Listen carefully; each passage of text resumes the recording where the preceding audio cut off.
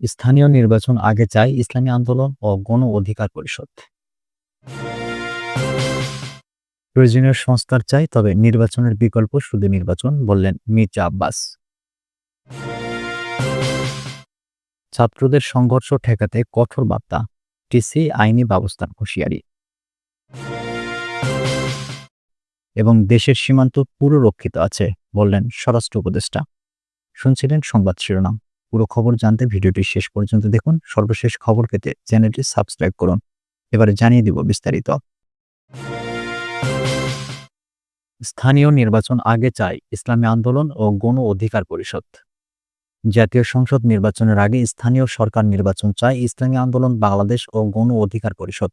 বুধবার বিকেলে গণ অধিকার পরিষদের সঙ্গে ইসলামী আন্দোলন বাংলাদেশের বৈঠক শেষে পৃথক বক্তব্যে এ বিষয়ে মতৈক্যের কথা জানান দল দুটির শীর্ষ নেতারা।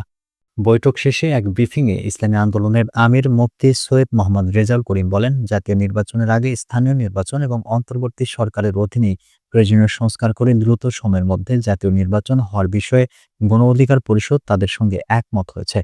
আরও কয়েকটি বিষয়ে দুই দল একমত হয়েছে বলে জানান মুফতি সৈয়দ মোহাম্মদ রেজাউল করিম।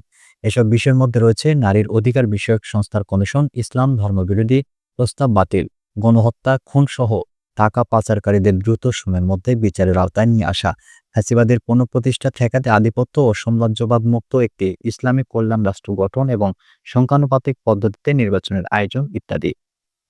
মুফতি সৈয়দ মোহাম্মদ রেজাউল করিম বলেন, গত ৫৩ বছর যারা ক্ষমতায় ছিল তাদের মাধ্যমে দেশে কোনো সুন্দর রাজনৈতিক ধারা প্রতিষ্ঠা পায়নি। বেশি শক্তি প্রয়োগ করে নির্বাচনের মাধ্যমে অযোগ্য লোকজন ক্ষমতায় বসে দেশকে বিভিন্ন কায়দায় অশান্ত করেছিল। সেজন্য আমরা পিআর পদ্ধতিতে নির্বাচনের বিষয়ে একমত হয়েছি।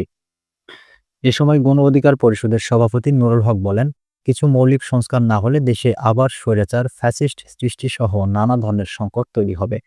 তিনি বলেন, আমরা জুলাই গণ অভ্যুত্থানে নির্মম গণহত্যা পরিচালনাকারীদের দৃষ্টান্তমূলক বিচার চাচ্ছি। তাদের রাজনীতিও এদেশে হওয়া উচিত নয়। তাদের বিচারের বিষয়ে গতি আনার ক্ষেত্রে একমত হয়েছি। প্রয়োজনীয় সংস্কার চাই, তবে নির্বাচনের বিকল্প শুধু নির্বাচন, বলেছেন মির্জা আব্বাস। নির্বাচনের বিকল্প শুধুমাত্র নির্বাচনই হতে পারে উল্লেখ করে বিএনপির স্থায়ী কমিটির সদস্য মির্জা আব্বাস বলেছেন, নির্বাচনকে কার্যকর করতে যে সংস্কার দরকার তা অবশ্যই প্রয়োজন। নির্বাচনের জন্য, দেশের জন্য, মানুষের জন্য যে সংস্কারটুকু প্রয়োজন, আমরা সেই সংস্কার চাই।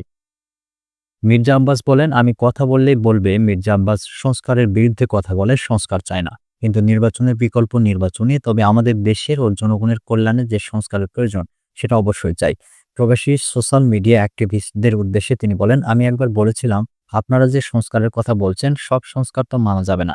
সেই কথাটিকে টুইস্ট করে বিদেশে অবস্থানরত তথাকথিত সাংবাদিক এমনভাবে বলল, বিএনপি সংস্কার চায় না, মির্জা আব্বাস সংস্কার চায় না। আমি বলতে চাই, তোমার যেমন বিদেশে পালিয়ে থেকে কথা বলার অধিকার আছে, আমার কি দেশে থেকে কথা বলার অধিকার নেই? তিনি বলেন, আমি এই দেশে মৃত্যুদণ্ড মাথায় নিয়ে জেলে থেকেছি, পালিয়ে যাইনি। আপনারা তো পালিয়ে গিয়ে লম্বা লম্বা কথা বলছেন। আমি আপনাদের উদ্দেশ্যে সম্মান রেখে বলতে চাই, যারা দেশের বাইরে আছেন আপনারা দেশে আসেন। আমরা রাজনীতি ছেড়ে দেব। আপনাদের অনেক জ্ঞান, অনেক বুদ্ধি। আপনাদের জ্ঞান বুদ্ধি আমাদের অনেক প্রয়োজন। আপনারা দয়া করে দেশে আসেন, বুদ্ধি দেন, কথা বলেন, কাজ করেন, মেনে নেব। বিএনপির স্থায়ী কমিটির এই সদস্য বলেন, এনসিপির একজন বললেন, এখন নির্বাচন করা সম্ভব না, কারণ প্রশাসনের সব জায়গায় বিএনপির লোক বসা। ১৭ বছর আওয়ামী লীগ দেশ শাসন করলো, আপনি বিএনপির লোক কোথায় পেলেন বুঝলাম না। এই সমস্ত কথা নেহাত বাচ্চাদের কথা মতো। মির্জা আব্বাস বলেন, একবার বললেন ডিসেম্বর, এরপরে আবার বললেন জুনের কথা। ডক্টর ইউনূস ভোট ডিসেম্বরে বলার পরপরই অন্য আরেকজন বলে দিল ভোট জুনে হবে।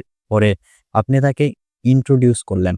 এই বিষয়টাকে সন্দেহ করার মতো যথেষ্ট যুক্তি আছে। এই নির্বাচনটা যেন না হয়, আমার মনে হচ্ছে সম্ভবত নির্বাচন খুব তাড়াতাড়ি ওনারা করবেন না। নির্বাচন দ্রুত দেওয়ার কোনো লক্ষণ আমি দেখি না বলে মন্তব্য করেছেন মির্জা আব্বাস।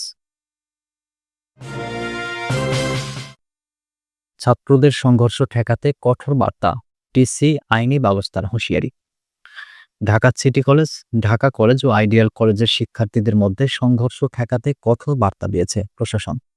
ধানমন্ডি মডেল থানায় অনুষ্ঠিত জরুরি বৈঠকে কলেজ কর্তৃপক্ষ ও পুলিশ কর্মকর্তারা উচ্ছৃঙ্খল ছাত্রদের চিহ্নিত করে তাদের বিরুদ্ধে টিসি প্রদান এবং আইনি ব্যবস্থা নেওয়ার হুঁশিয়ারি দিয়েছেন। জানা গেছে, বৈঠকে ৩ কলেজের অধ্যক্ষ, রমনা বিভাগের ডিসি, এডিসি, ধানমন্ডি জোনের এসি ও ৩ থানার ওসি উপস্থিত ছিলেন। এ সময় শিক্ষার্থীদের মধ্যে বিরাজমান উত্তেজনা ও সংঘর্ষের কারণ নিয়ে বিস্তারিত আলোচনা করা হয়েছে। পরে সবার সম্মতিতে পরিস্থিতি নিয়ন্ত্রণে আনতে এবং ভবিষ্যতে এ ধরনের ঘটনা এড়াতে বেশ কিছু সিদ্ধান্ত নেওয়া হয়েছে। এর মধ্যে উল্লেখযোগ্য কিছু সিদ্ধান্ত হচ্ছে উচ্ছৃঙ্খলতার সঙ্গে জড়িত বা চিহ্নিত ছাত্রদের তালিকা পুলিশের কাছে হস্তান্তর করা হবে। পুলিশ তাদের অভিভাবকদের ডেকে প্রথম দফায় সতর্ক করবে। এরপরে যদি তারা সংঘর্ষে জড়ায় তবে তাদের বিরুদ্ধে আইনানুগ ব্যবস্থা নেওয়া হবে। শুধু তাই নয়, বরং একটি কলেজ টিসি দিলে অন্য কোনো কলেজ যাতে সেই ছাত্রকে ভর্তি না করে সেজন্য অধ্যক্ষরা একটি অভিন্ন নীতিমালা প্রণয়ন করবেন। জানা গেছে, পরিস্থিতি স্বাভাবিক ও সমন্বয়ের জন্য পুলিশ প্রশাসন এবং কলেজ প্রতিনিধিদের নিয়ে একটি হোয়াটসঅ্যাপ গ্রুপ করার সিদ্ধান্ত নেওয়া হয়েছে। এছাড়া সংঘর্ষ এড়াতে কলেজগুলো তাদের ক্লাসের সময়সূচি পুনর্বিন্যাস করবে বলেও সিদ্ধান্ত নেওয়া হয়েছে। প্রসঙ্গত, সম্প্রতি কয়েক দফায় ঢাকা কলেজ ও ঢাকা সিটি কলেজের শিক্ষার্থীদের মধ্যে সংঘর্ষের ঘটনা ঘটেছে, যার জেরে বুধবার ও বৃহস্পতিবার দুটি প্রতিষ্ঠানের ক্লাসে বন্ধের ঘোষণা দেওয়া হয়েছে। দেশের সীমান্ত পুরো রক্ষিত আছে, বললেন স্বরাষ্ট্র উপদেষ্টা। স্বরাষ্ট্র ও কৃষি মন্ত্রণালয়ের উপদেষ্টা লেফটেন্যান্ট জেনারেল মোহাম্মদ জাহাঙ্গীর আলম চৌধুরী বলেছেন, আরাকান ওই বর্ডারটা ডিফিকাল্ট বর্ডার। আমরা তো মিয়ানমারের সঙ্গে যোগাযোগ রাখি, কিন্তু বর্ডারটা দখল করে আছে আরাকান আর্মি। এখন মিয়ানমার থেকে কিছু আমদানি রপ্তানি করতে হলে মিয়ানমার সরকারকে ট্যাক্স দিতে হয়, আবার আরাকান আর্মিতে যারা আছে তারাও পয়সা নিচ্ছে। এখানে একটা সমস্যা আছে, আপনাকে বুঝতে হবে। এটার সমাধানের চেষ্টা চলছে আর সীমান্ত পুরোপুরি রক্ষিত আছে। বুধবার দুপুরে চট্টগ্রাম সার্কিট হাউসে বিভাগের সকল জেলা প্রশাসক, আইন শৃঙ্খলা বাহিনী ও বিভিন্ন দপ্তর সংস্থার কর্মকর্তাদের সঙ্গে মতবিনিময় সভা শেষে সাংবাদিকদের প্রশ্নের জবাবে তিনি এসব কথা বলেন। তিনি বলেন, এখন দেখতে হবে আরাকান আর্মি ফাইট করতেছে অনেক দিন যাবৎ। এদের অনেকে এপারে বিয়ে করে ফেলেছে, এটা অস্বীকার করার কিছু নেই। কিন্তু যে হারে ভিডিওতে আসছে বিষয়টা তা নয়। টিকটক ভিডিও অনেকভাবে করা যায়। সবটা যে সত্য তা না, আবার সবটা যে মিথ্যা তাও না। এটার ক্ষেত্রে আপনাকে ব্যালেন্স করতে হবে।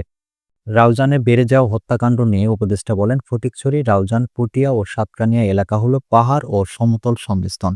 এখানকার সমস্যা অন্যান্য এলাকার চেয়ে ডিফারেন্ট। আমরা এই ব্যাপারে আলাপ করছি। এখানে সন্ত্রাসীরা অপকর্ম করে পাহাড়ের দিকে চলে যায়। প্রকাশ্যে কেউ যদি করে থাকে, আমি আপনাদের সামনে বলে গেলাম, আইন অনুযায়ী তাদের বিরুদ্ধে ব্যবস্থা নেওয়া হবে।